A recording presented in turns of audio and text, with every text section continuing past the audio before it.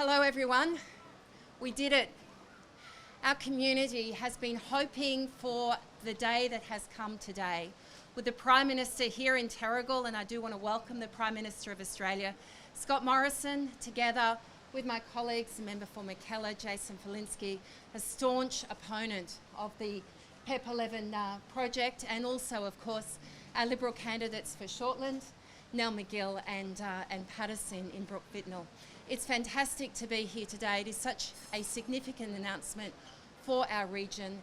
Our community has been so united in its voice, in its opposition to this project, and so today is a very important day for our community. But I just have to say, we did it. Prime Minister. Thank you. Thank you. Well, thank you very much. Take this off. Just before I start, you might wonder why wearing the masks and all these sort of things over the last couple of days. Just on the way here, it was advised of a casual contact, as I understand it. Took advice from the Chief Medical Officer, took a rapid antigen test before turning up here today, and so just exercising all the proper precautions. I'm probably the most PCR tested, rapid antigen tested leaders of any governments anywhere in the world, I suspect. And of course the test was negative, but just following the proper precautions as you expect me to do.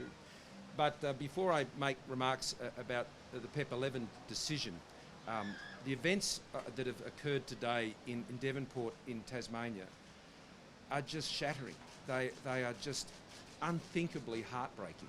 And young children on a fun day out together with their families, and it turns to such horrific tragedy at this time of year. It just breaks your heart. And I've just been speaking to Premier Gutwin, and we've been in contact over the course of the morning since we've learnt. He's on his way there now. He'll be standing up later, and we do have one confirmed fatality, and further reports will be given during the course of the day. And I just want to say on behalf of Jen and I, to the parents and the family and to the friends and all who were there, to the other young children who were there and witnessing these events, I just pray that you'll have great family around you and great friends, and that you'll be able to come through this horrific tragedy. And we'll be staying in close contact with the Tasmanian government and providing whatever support is necessary, but they have all the services and support that they need there, and I'll be speaking to the Premier later today and taking further advice from him. So just a terrible tragedy, unthinkable, a horrific accident, a freak accident that will leave families completely devastated. But to the reasons why we're here today, and that is to announce that after careful consideration, the government has taken, through my own decision, the first step to formally reject an application for the petroleum export permit known as Pep11.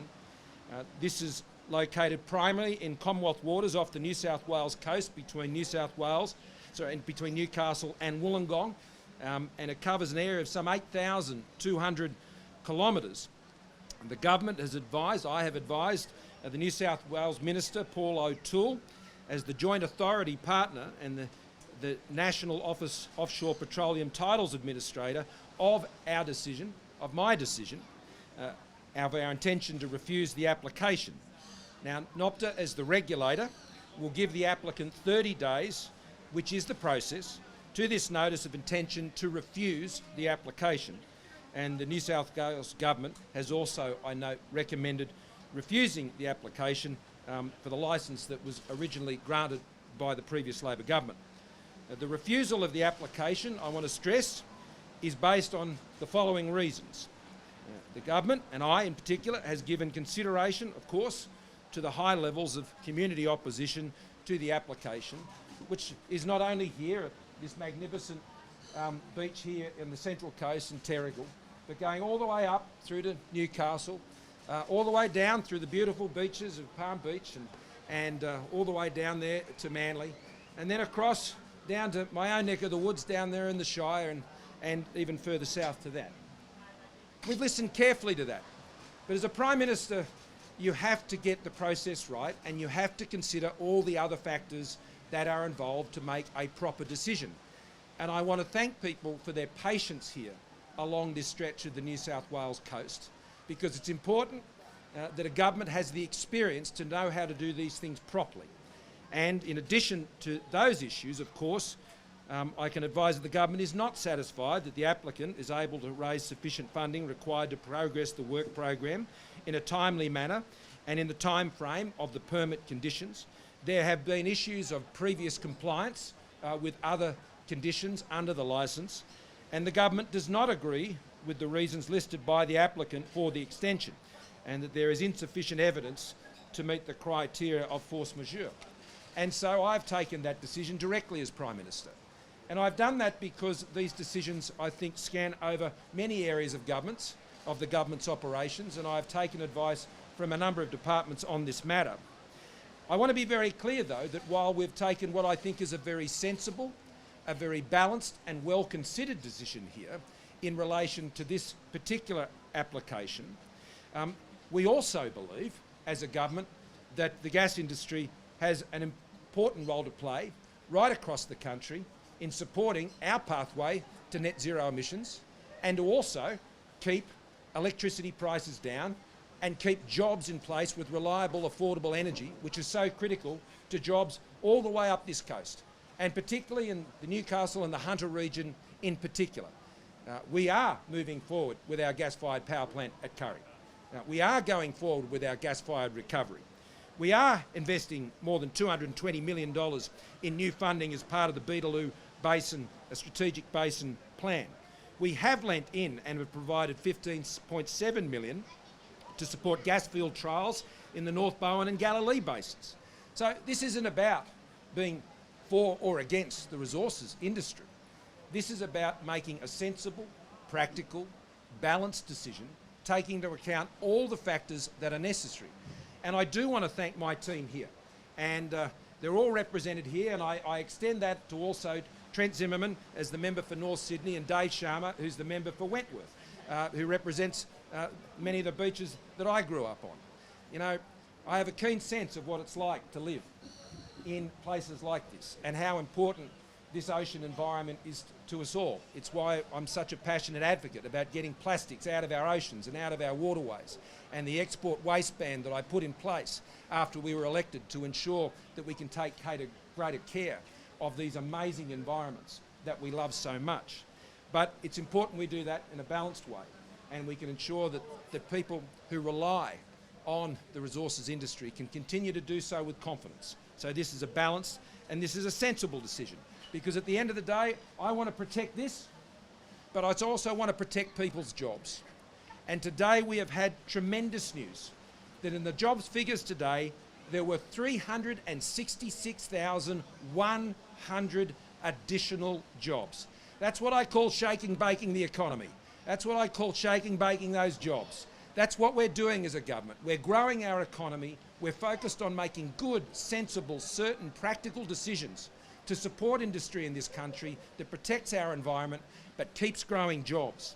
The unemployment rate has fallen to 4.6% again, and we now have 186,000 more jobs today than we did before the pandemic started. Australia is a jobs machine. Australia is forging ahead, and we are looking forward to a strong and confident economy going into the new year. We've maintained our AAA credit rating. Two of the agencies have taken us off the negative watch. We've been able to continue to invest in important infrastructure and the essential services that Australians rely on, because that is what a strong economy does. It's all about jobs and protecting those jobs. It's about protecting the incredible lifestyle we have in this country. And in our response to COVID, that is what we've also been working so hard to protect. And I thank Australians as we now, today, we will go past the 90% double dose rate across the country. An extraordinary achievement for Australians. We will also today go past the 1 million booster doses already administered in Australia. Those boosters, I want to continue to encourage people to come out and get those boosters, because that is our best protection against Omicron. I know people may still be concerned about Omicron. We're taking it incredibly seriously. The government has taken important steps to keep people safe. But at the end of the day, our own health is our own responsibility. And that's why I'd say, you know, Omicron will be here in this country. It is already here. So do the right thing by your own health and get vaccinated and get your booster shot. If you feel uncomfortable about going out in other public spaces, well, you can choose to stay home. You can choose to wear a mask. You can choose many things to protect your own health. But they're your choices, and we have to be careful about imposing our choices on others. I've said that governments have done a lot interfering in people's lives the last couple of years, and that's been necessary. But the time has come for people to take responsibility also and not have the government being able to tell them what to do and looking after their own health. That's what living with this virus looks like. Now, I know that's a lot to cover in this press conference today, and I thank you for your patience.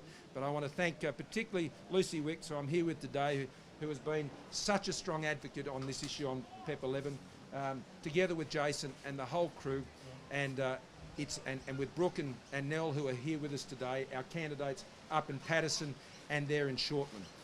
We work together as a team. You want to get things done, then you need members of your local area who are in the government to get them done. And one of those, in addition to Lucy, is of course Jason Falinski, the member for Mackellar, who'll say a few words now. Thank you, Prime Minister. Thank you all for being here today. Well, I have to say, this is what good policy looks like. It's not about political stunts. It's about the long, hard road of making sensible and rational arguments as part of a team. And in doing that, we have managed today to make a decision, which I thank you, Prime Minister, for, which protects and preserves this coast, not just for the people of the east coast of Australia, but for those who will follow us. And that is what government is all about, making sure that we leave this world better than when we found it, when we entered it. And there will be, I think as John F. Kennedy said, success has 1,000 forebears and failure is an orphan. Well, today there will be a lot of people who will claim credit for this. But the front groups are funded by people who inherited a lot of wealth. Their rationale for running so many candidates who claim to be independent against Liberal members like Dave Sharma, like Trent Zimmerman, has been that we cannot deliver on policies like this. Well, today we have shown that it is through hard, difficult discussions inside the government, not flopping pieces of legislation on the table in Parliament, in the House of Representatives, without consultation, that leaves the taxpayers of Australia potentially open to compensation worth hundreds of millions of dollars. But by following process, we have managed to save this coastline, not only for the people who live here today, but for the millions who will follow us. And so I say to those who are running against people like Dave Sharma and Trent Zimmerman, your entire rationale for doing that today has been undercut, because what they have shown is that they can deliver on policies for people today that you are not able to do. And so I want to thank the Prime Minister, I want to thank the government, I want to thank Lucy Wicks, who worked hand in hand with people to get this done. That this is Parliament, this is politics at its best, because it is when you put policy above politics that you put people first, and that's what this announcement is about today. Thank you. Thanks, Jason. Those voices of Labor, as I refer to them, the voices of Labor. Okay, happy to take some questions. Prime Minister, Oh, sorry. No?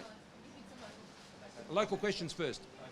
Prime Minister, the process we called NOFTA this morning, and they say that the process hasn't gone to the Joint Authority as yet.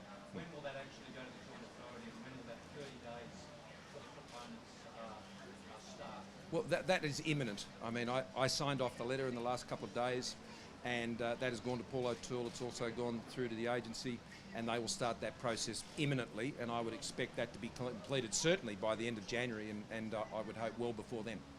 You always said with regards to Pep11 that the ultimate decision was with the Resources Minister Keith here. It's taken a long time to get to today. What's been the main sticking point, and does he support this decision? Yeah, it's the decision of the government, and I decided to take the decision as the Prime Minister, which I'm authorised to do, and I did this because I wanted to ensure that we took a whole of government understanding of this decision, and to take into account all of the factors. And that's why I thank all of those who felt so strongly about this issue for their patience. And it was important that I methodically worked through the proper process to make the ultimate decision and take all the necessary advice that I had to take and then form a decision. And so I appreciate that has required patience, and I made comments about this, and those comments are exactly as I felt about this situation. But Prime Ministers have to do more than that.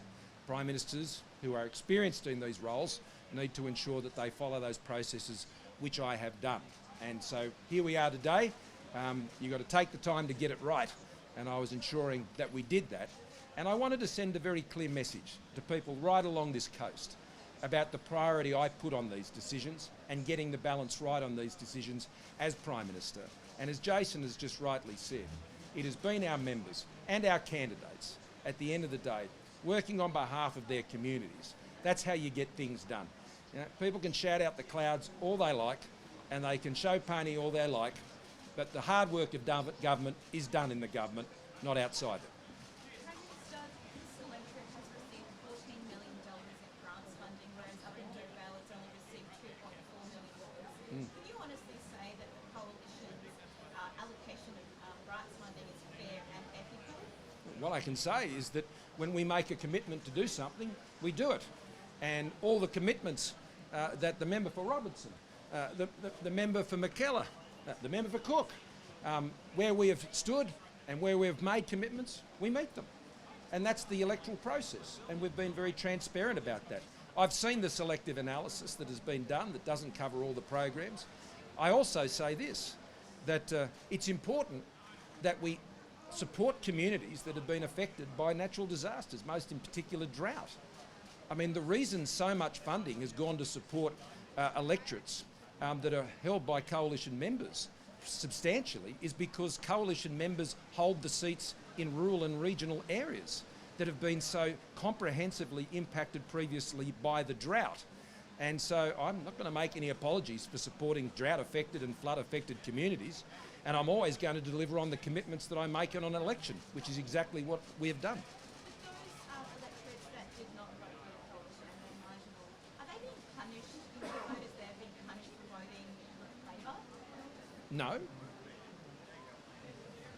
But I can tell you, if they support our candidates, the commitments I make will be delivered.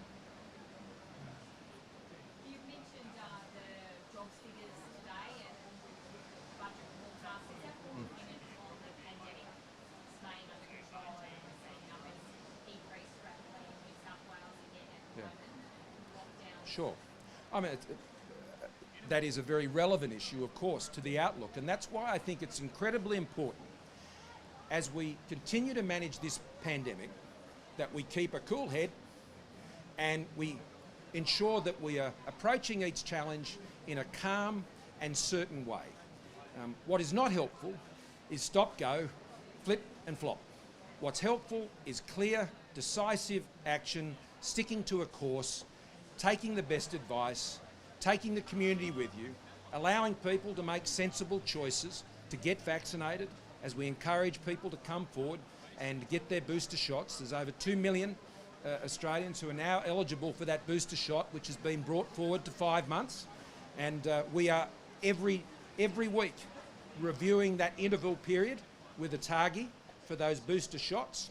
And if they choose to take it forward to 4 months, well, we have 1 million vaccines right now in the distribution system, particularly in pharmacies all around the country. So if you're eligible, please go and get that booster shot. But the important way to ensure we keep the jobs and we keep the confidence continuing to build is that we must keep a cool head. We must understand that case numbers now, in the phase we're in managing this pandemic, are not the issue. The issue is how many people are in ICU. I was speaking to the New South Wales Premier, Dom Perrottet, yesterday. There are just over 20 people in ICU at present. And so even though there are rising cases, as we have seen in Victoria, where they have had over 1,000 cases a day now for many weeks, and their hospital system, because of the good planning, partnership that we have in place, is holding up to that very strongly. And the same is true here in New South Wales. So my simple message to Australians is to go about your lives, enjoy the summer, exercise the common sense precautions that you would. If you're feeling uncertain, then it's not compulsory to go out. It's not compulsory not to wear a mask either. And as I have done today, sensibly, on the basis of being a casual contact, that's what I've done today. And hopefully that means I can go back to what I was doing yesterday. It's just about being sensible, living with the virus, living confidently with the virus, living together with the virus. That's what will keep the jobs coming. That's what will keep the certainty coming. That's what will keep Australians safe. Just regarding the booster program, the AMA has criticised it, heavily criticised the program, saying it's unaffordable for some GPs and supplies are running out in some places. Is the program being bungled at this critical moment? Not at all. As I just said, we've got ample supply of vaccines. There's a million of them out there right now. From time to time, the providers will raise issues of the costs and the support, financial support we're providing, as they have throughout the pandemic, and I thank them for the way that they have worked with us as part of this program. The interval, I wish to stress, of the duration between when you've had your second dose and your booster is set on the basis of the advice of ATAGI. It is not set by politicians, and I want to stress that we're seeing some decisions made in the UK. Note A, they are dealing with a situation where their second doses were a lot earlier in the year, and they are also in a winter period as opposed to where we are here. And as I said earlier this week, we have to ensure that we manage the pandemic the Australian way, for Australian circumstances, based on Australian vaccination rates, Australian data. We have ample supply of vaccines. We have 9,000 points of presence out there right now, and encouraging people to get those booster shots. And if you haven't had your second dose yet, then please go and do that as well. Will you consider a boost in funding for the pharmacists and the GPs to assist in their rollout of the booster? Well, what we're seeing is the booster program continues to be rolled out by the pharmacists, and enthusiastically. And we're always considering these issues, as we have throughout the pandemic, and we appreciate the incredibly strong support we've had from the Pharmacy Guild in all of those things, and the practical issues that we deal with on that is something we'll continue to discuss with them directly. But on that basis, can I thank again you, Lucy, for having us here today. Brooke, it's great to have you here, coming down from Patterson, and Nell, it's good to be up there with you in Shortland a little while ago, and I know this will be great news for people in the Hunter, but also the fact that we're continuing to lean forward for reliable, affordable energy in the Hunter, which is so important for those jobs. And Jason, as a fellow Sydney-sider, and at where we like to think we have the best beaches down the Shire, the northern beaches, that's the one thing we'll only argue on, but on these issues we are absolutely rock solid together, and great work on ensuring that you followed this through as a very effective local member. Thanks everyone. Thank you.